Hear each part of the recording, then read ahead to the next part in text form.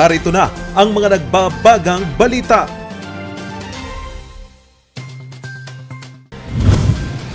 Mga suspect sa barilan sa Silan, La Trinidad nakilala na.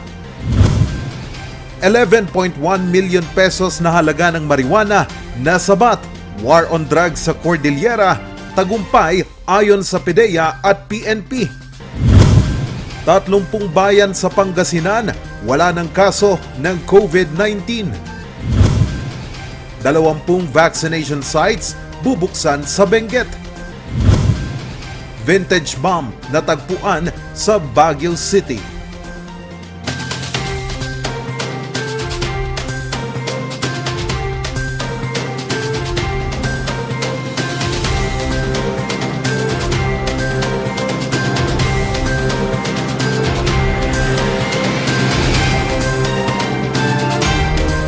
Live from the studio of RNG Luzon, this is Luzon Headlines. Nakilala na ang mga suspect ng barilan sa Silan, La Trinidad, Benguet. Narito ang report. Pagkatapos ng 4 na araw, nakilala na ng PNP ang mga suspect ng barilan sa Silan noong Biyernes. Sa report ng Benguet Police Provincial Office, positibong kinilala ito ng kanilang mga kamag-anak.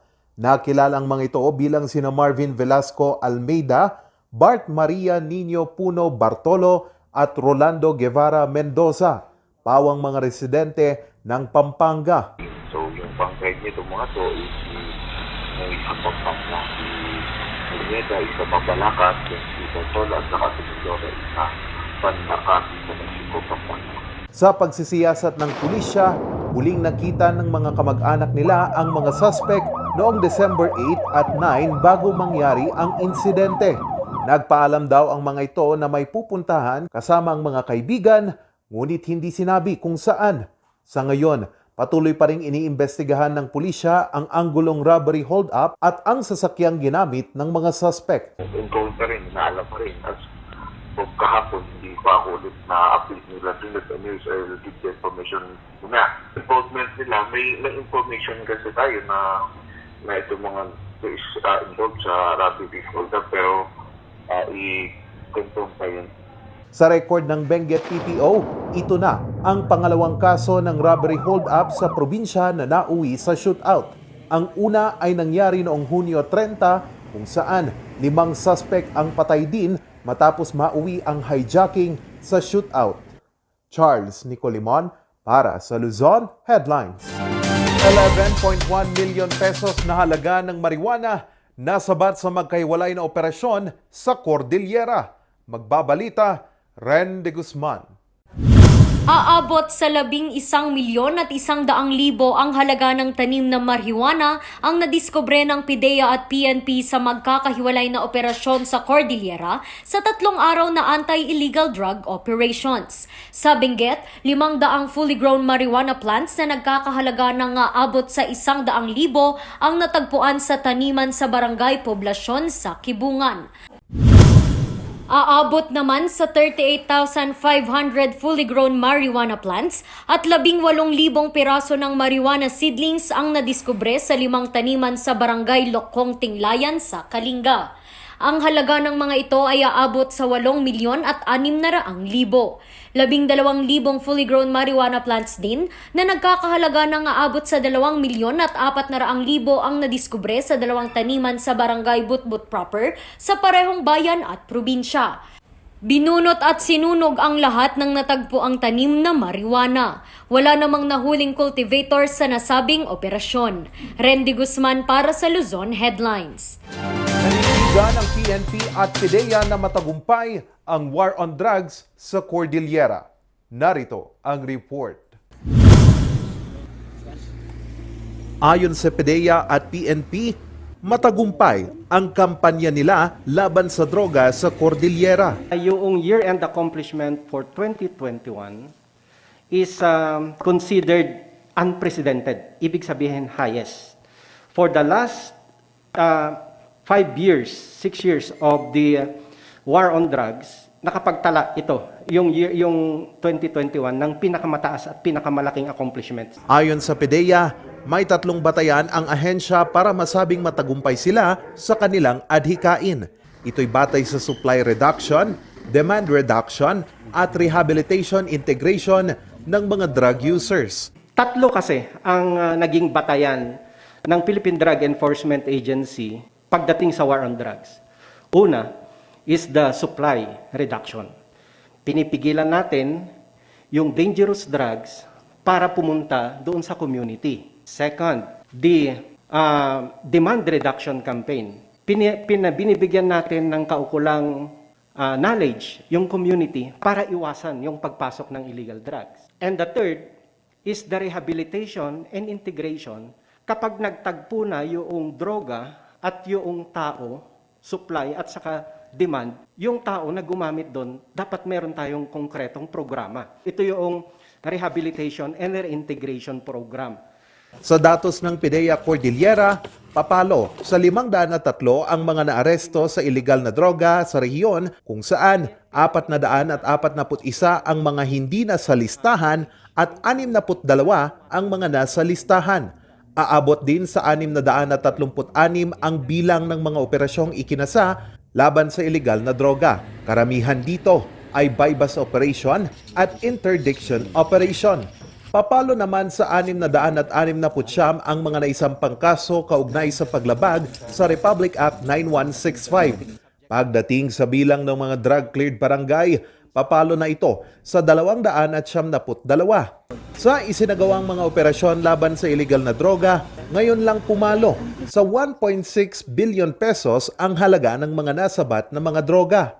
Kinabibilangan ito ng marijuana, shabu at ecstasy. Ito'y mas mataas kung ikukumpara sa nakalipas na mga taon sa kampanya ng iligal na droga. Pinapaalalahanan naman ng DILG ang mga LGUs sa kanilang tungkulin laban sa droga. Kailangan ng ating mga provincial, city, municipal and barangay governments, dapat mayroon silang activated, strengthened, and functional local anti-drug abuse council. And of course, importante din na mayroon silang comprehensive local anti-drug plan of action para ma-eliminate yung drug affectation with corresponding targets per quarter. Dapat yung ating mga LGUs, alam nila kung ano yung patutukuhan nila. Samantala, binabantayan naman ng PDEA ang mga narco-politicians lalo na ngayong eleksyon. Aabot kasi sa 33 mga posibleng narco-politicians ang na-monitor ng ahensya. Nagiging maingat naman ang ahensya sa mga ito laban sa anuang propaganda ngayong election season. I can speak siguro for PNP and PDEA na yung mga listahan, yung mga chismis, hindi kami naniniwala. Kailangan, kung gusto mong ilagay yan sa listahan, give us at least reports, hard evidence, na kung saan masusupport natin yung claim natin sa listahan. Sa ngayon, tuloy-tuloy pa rin ang dalawang ahensya kasama ang DSWD at DOH para sa rehabilitasyon ng mga drug users at pagpuksa sa droga sa rehiyon. Charles Nicolimon para sa Luzon Headlines.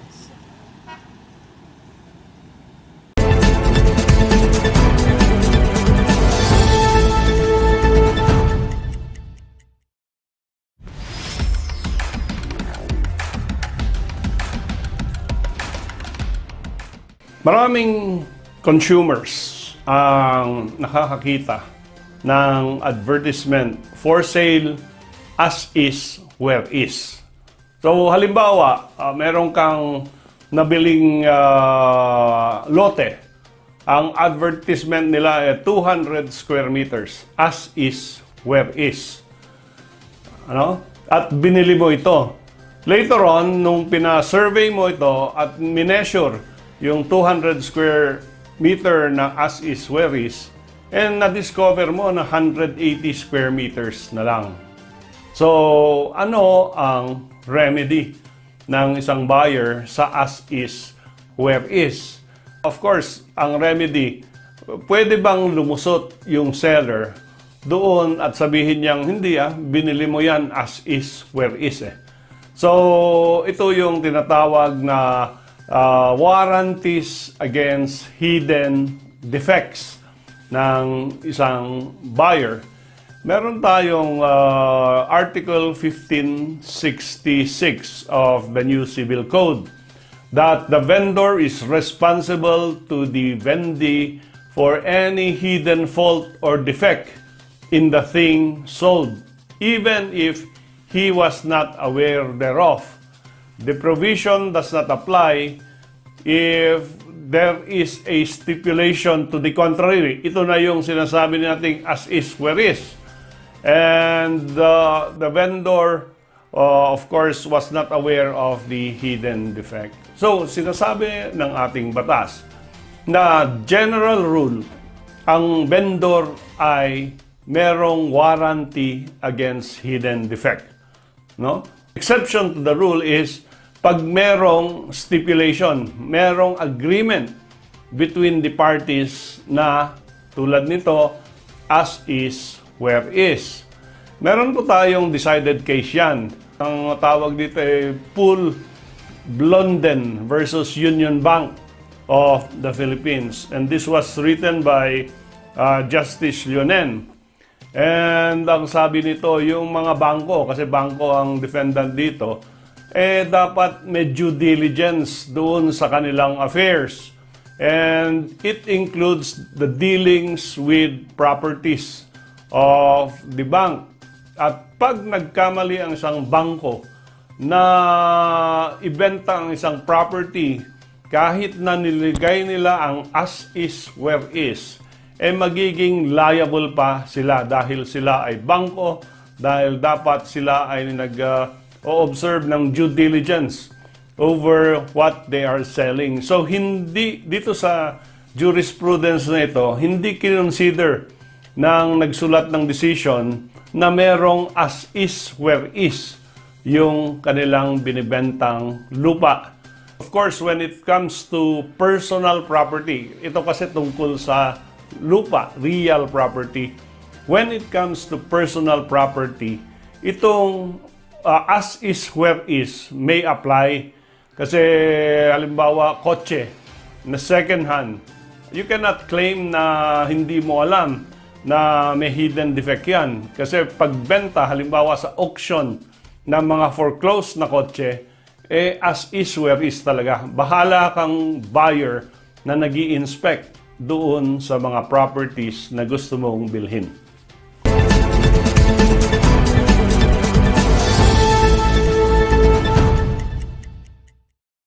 Ang bahaging ito ay hatid sa inyo ng Pines Estate and Gaming Corporation. 20 vaccination sites bubuksan sa Benguet. Yan at iba pang balita sa pagbabalik ng Luzon Headlines.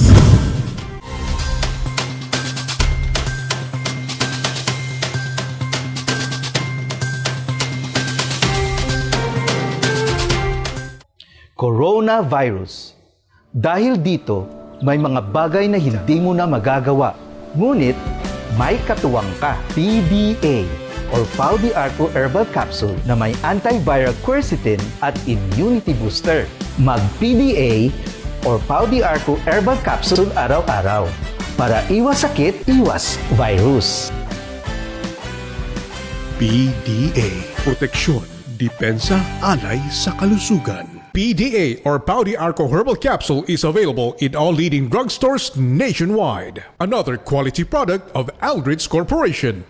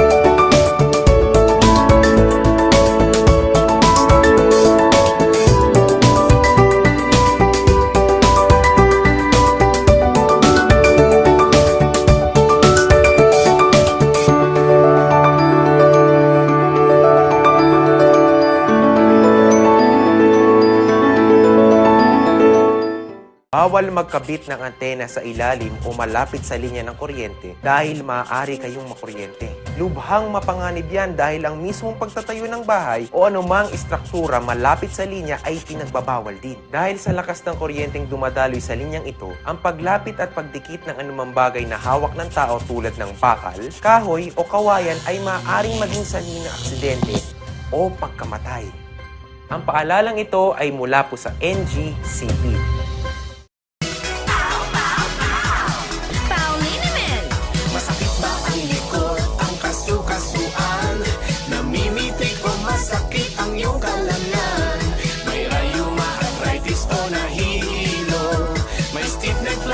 So masakit ang ulo sa pauliniment yung haway garantisado. Pauliniment, isang pahid ka lang. Dahil walang out sa PAW!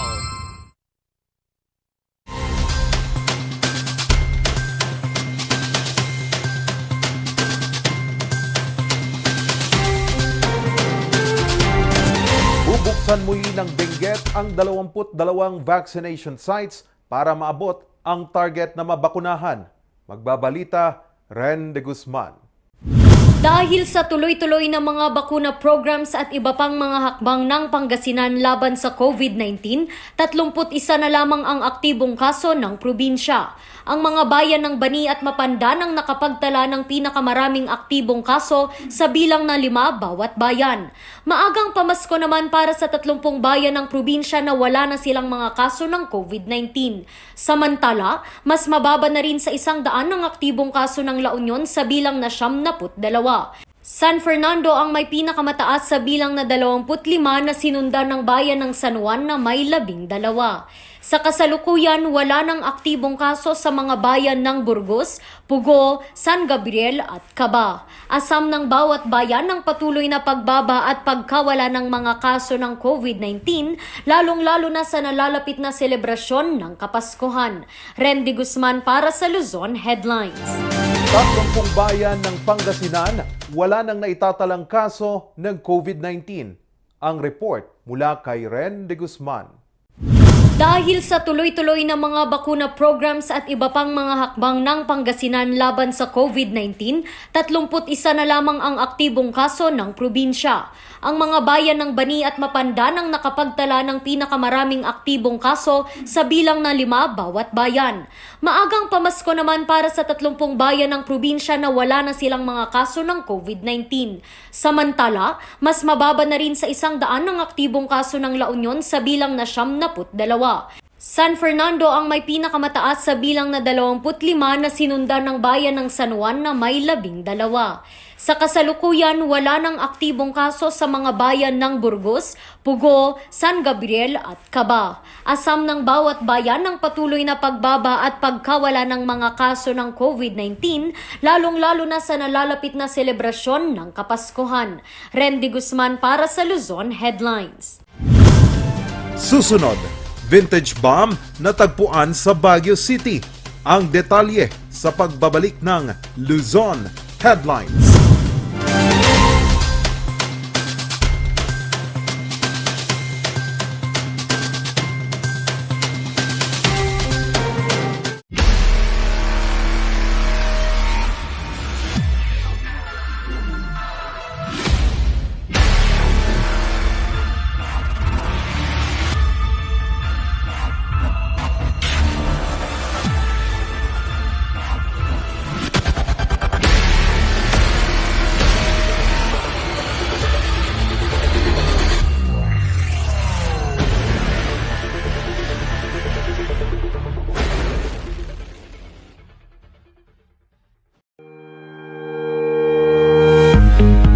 The Baguio Country Club, the first and only 5-star mountain resort in the Philippines, is fully equipped and ready to welcome you back. The club has thoroughly worked on adapting to the new normal. The usage of any of the facilities and amenities of the club is governed with specific rules, regulations, and procedures in accordance to the medical, physical distancing, and disinfecting protocols. And as you return back here to your second home and make new memories with us, we assure you that at the Baguio Country Club, you do not have to worry because we can assure you that the club continuously puts great importance to the health, safety, and wellness of its members, guests, and employees.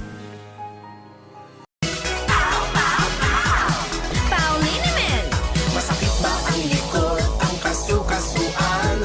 Namimitig o masakit ang iyong kalamnan?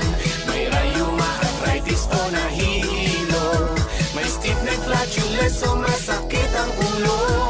Sa Pauliniment, ginhaway, garantisado. Pauliniment, isang pahid ka lang. Dahil walang aw sa POW! The most beautiful design you will find ever. Great furnitures and better price. Made in Korea. Art and Furnitures. Visit us at San Luis Bugula, La Union, or contact us at 0915-117-0111. Art and Furnitures. TG Home Builders po? Yes po, sir.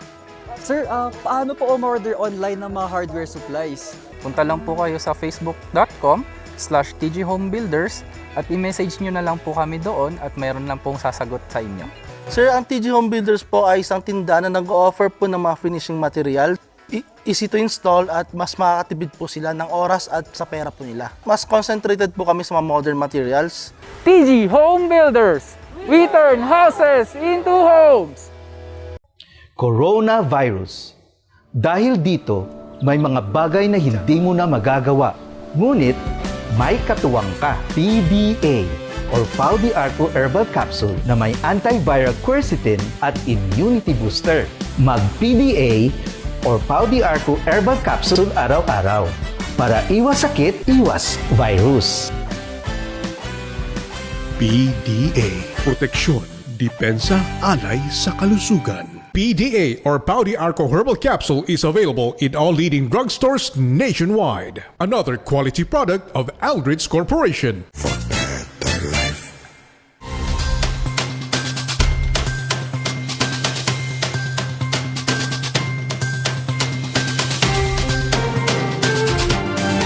Na-recover naman ng mga otoridad ang isang vintage bomb sa Baguio City. Narito ang report. Yes, slack!